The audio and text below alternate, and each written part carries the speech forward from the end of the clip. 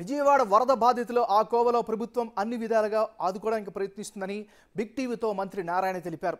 బాధితులకు ఆహారం, నీళ్లు పంపిస్తున్నట్లు నారాయణ చెప్పారు.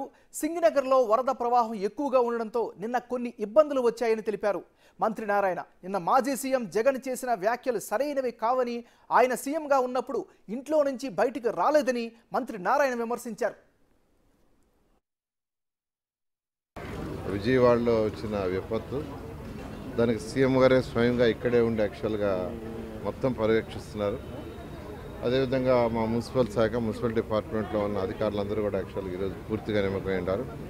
అంతేకాకుండా పక్కన ఎక్కడైతే ఈ యొక్క ఎఫెక్ట్ లేని కార్పొరేషన్స్ నుంచి, మున్సిపాలిటీస్ నుంచి యాక్చువల్గా కమిషన్ అధికారులు కూడా యాక్చువల్గా మా సెక్రటరీ గారు పిలిపించారు. దీంట్లో యాక్చువల్గా ఇన్వాల్వ్ చేశారు.